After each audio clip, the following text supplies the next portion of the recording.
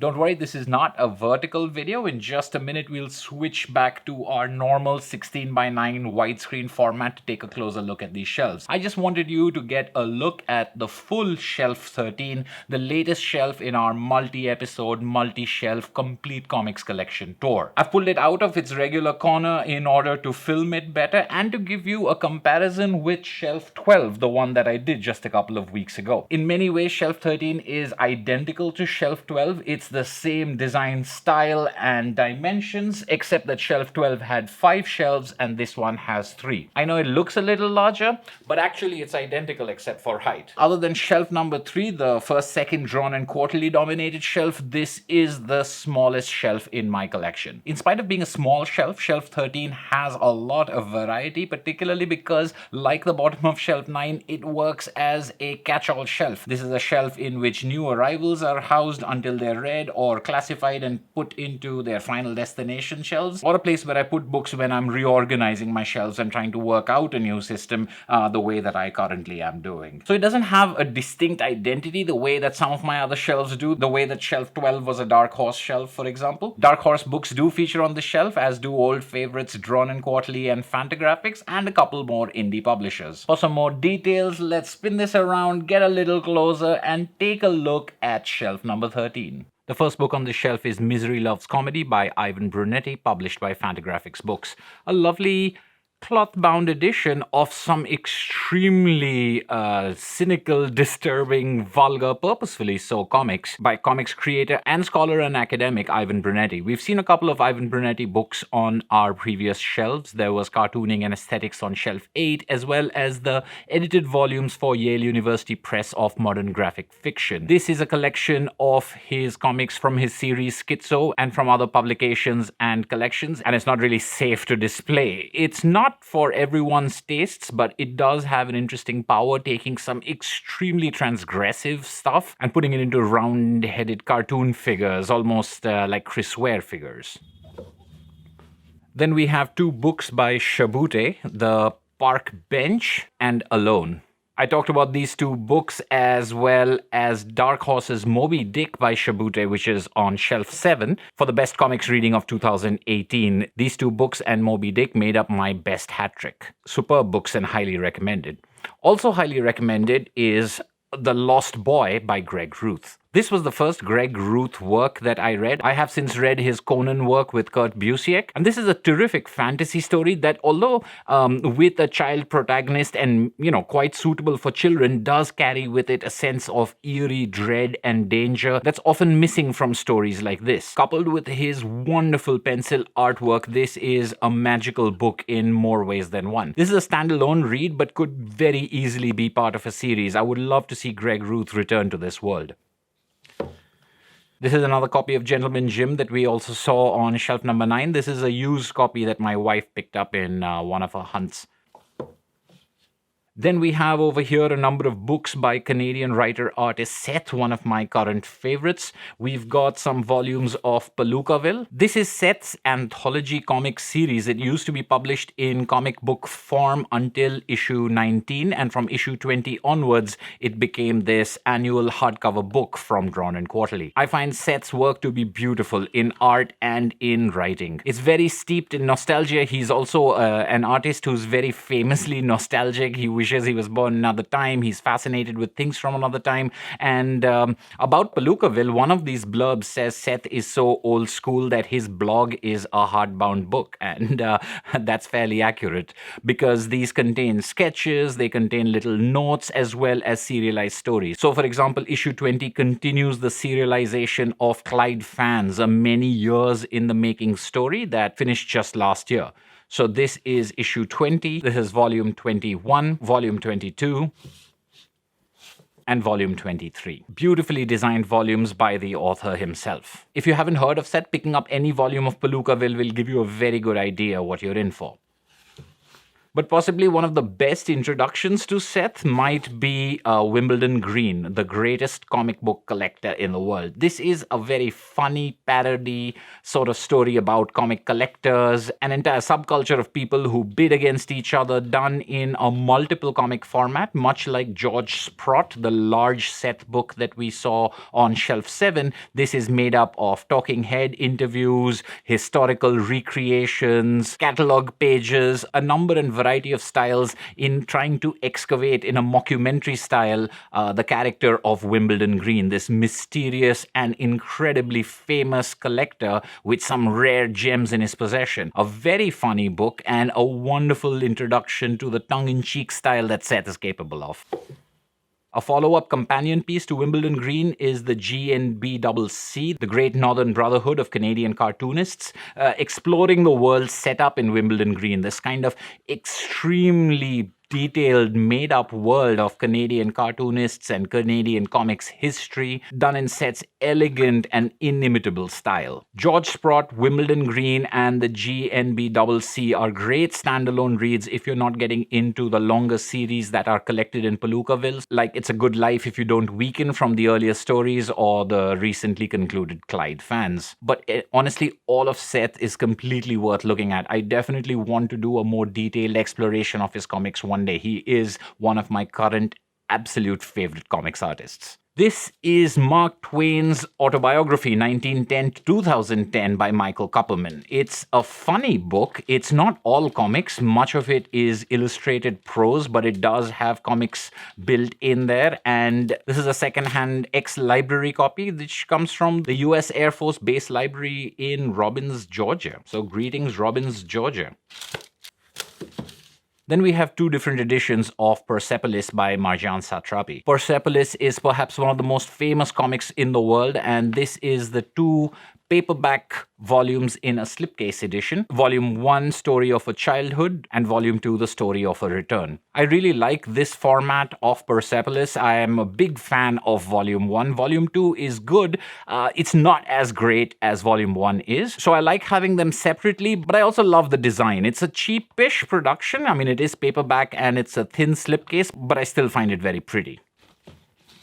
And this is the movie tie-in version. This is my wife's copy, which is okay, but it's slightly smaller than the original paperbacks, and the paper quality is not that great. Still, if you've never read Persepolis and this is the only edition you can get your hands on, it's very reasonably priced and often on discount, so I would strongly recommend checking it out. Then we have Chester Brown's Mary Wept Over the Feet of Jesus. I showed this in one of my new acquisitions videos. This is one of my most recent Chester Brown reads, and it's jumped to almost the top. This is a fantastic book. I did not think I would be enjoying Bible stories as much as I did, but Chester Brown's approach and examination of the themes in them is equally playful and serious, and I just love this. The subtitle is Prostitution and Religious Obedience in the Bible, so it continues the themes in Paying for It that we saw on Shelf 8, and it's a great little book. A slim copy of A City Inside by Tilly Walden. I might have shown this on another shelf. It might have been over there because it arrived bent, and now this is where it resides until it finds a new place. Then over here we have a number of comics grouped together by size. These are some small comics like the ones we saw in the first half of Shelf 8 and feature many authors we've seen before. And I know it drives some of the viewers crazy why I separate books by the same author into different shelves, and it's mainly because of size. I like to keep things as far as I can by format, and sometimes, and many of these authors publishing with Drawn and Quarterly and Fantagraphics, for example, publish in a variety of formats. So this is a Jeffery Brown book, AEIOU, and Easy Intimacy, which is another one of his autobiographical comics like the ones we saw on Shelf 8, but is far, far smaller than any of the others that we'd seen on Shelf 8, so it doesn't quite work over there. Scenes from an Impending Marriage, Adrian Tomina's autobiographical comic, an absolute delight, very light and heartfelt, not as serious or as heartbreaking as his other comics. 9 Ways to Disappear by Lily Carey, whose Tales of Woodsman Pete wowed me so much that she became one of the people whose every single book I had to seek out. This is a collection of poems and fairy tales in very unique ways of completely along the lines of Tales of Woodsman Pete. If you're not familiar with the works of Lily Carey, I think you could pick up any one of her books and you'd get a good sense of whether she's to your taste or not. I love her comics. There are a number of them scattered all over my shelves, and 9 Ways to Disappear is one of my favorites. I think we may already have seen Head or Tails, and there's also The Lagoon, which I can't remember if we've seen those comics already or if they're in an upcoming shelf. TEOTFW, which stands for The End of the Effing World by Charles Forsman. This is a dark comedy with some extreme violence in it, but nonetheless engaging and tender, with a great relationship in the middle of it. It's a very strange book. I didn't expect to like it as much as I did. Again, it's one of those things that really surprised me. And if you don't mind a little bit of dark violence in your comedy, this is a comic worth checking out.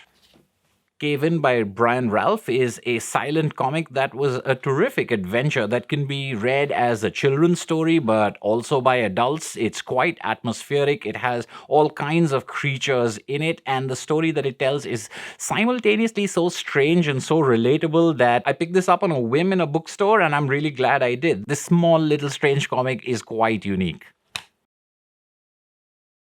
Bannock Beans and Black Tea is written by Seth's father and illustrated by Seth. So it is one of those things that's more of an illustrated book, really, but it's so beautifully designed and executed. Seth's work as an illustrator and designer, working with fonts and page colors, really establishes itself as something on par with his cartooning and comic skills. A beautiful edition of a wonderful book. This is a cheap paperback of Tezuka I picked up. It's Next World Volume 2. I read it in order to make myself more familiar with Tezuka, who I am actually not that familiar with. It's a little odd coming in at Volume 2, and I'm not quite sure that I enjoyed this. I can definitely see the dynamism of the cartooning, but it didn't quite appeal to me. I'm sure that there are other books out there that will give me a better sampling of Tezuka than this. More Chester Brown. This is The Playboy, also a memoir along the lines of I Never Liked You, which we saw on Shelf 8, and other Chester Brown books that we have seen. This is from his childhood, and I think is one of his earlier works, but it's quite affecting. Chester Brown, Seth, and Joe Matt have all got this unique ways of doing autobiography that never feels navel-gazing and never feels indulgent, although it could be so easy given how much time they spend on things that are obsessions of theirs. The honesty of comics like this, the rawness being put forward with such craft is, for me at least, eye-opening as far as what comics can do with autobiography and confessionals. Someone else who does really good comics autobiography, in my opinion, is Jeffery Brown. Like with Chester Brown, we saw some Jeffery Brown comics on Shelf 8. Here are some smaller sized comics from him. Undeleted Scenes, Funny Misshapen Body, and Little Things. All 3 autobiographies, and all 3 very compelling. Again, I'm a little wary of indie black and white autobiographical comics. They can be a little tiring, but Jeffery Brown just manages to pull it off time and time again. I love the fact that if you read 5 or 6 books by Jeffery Brown, you can follow him from high school through college and then into being a father. Wonderful use of comic storytelling. And this last volume here is just an experiment. I picked up some cheap Dandy and Beano type of comics in order to try a local binder out to see if I can bind them into a volume that work. So I can take some of the older and more ragged comics in my collection and maybe salvage them or at least get them into some sort of shape where I can store them on a bookshelf. I'm not completely sold on this binding. It's not bad, but it's not great. So I haven't yet decided whether I'm going to pursue this.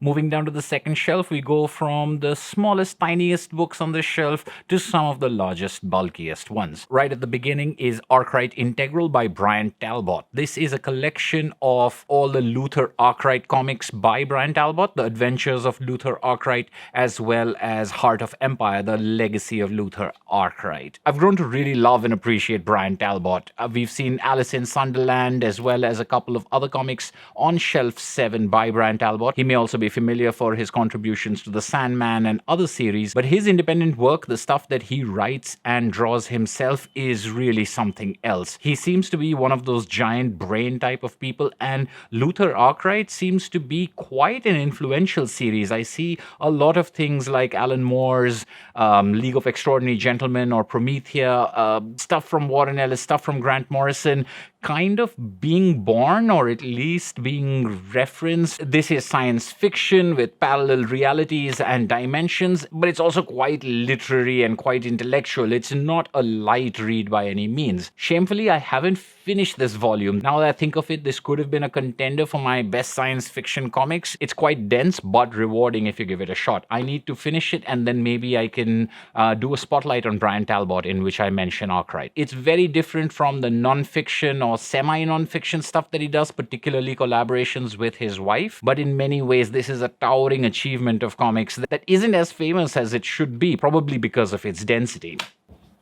Another omnibus collection. This is the hardcover edition of the Frank book by Jim Woodring from Fantagraphics Books, with a foreword by Francis Ford Coppola. Frank is probably one of the most indescribable comics I've ever read. It's psychedelic, it's haunting, it's sort of fairy tale-ish. It has this mute central character who at times can be like a child or an angel or a demon. It's really, all of these comics have this sort of dreamlike quality of blending from one situation to another, some of them outright nightmarish and some of them quite wondrous. And it's a cruel and unusual world. I've loved all the Frank comics I've been able to read, most of them in this one volume. I have a couple of slimmer issues and Fran, a sequel sort of spin-off book of the Frank series. And of all the comics I've ever read, this might be the one that I find the most difficult to explain why I love. If you've never read any Woodring but are willing to take a chance on something a little different, Frank is something I think all fans of the comics medium should experience at least once in their lives.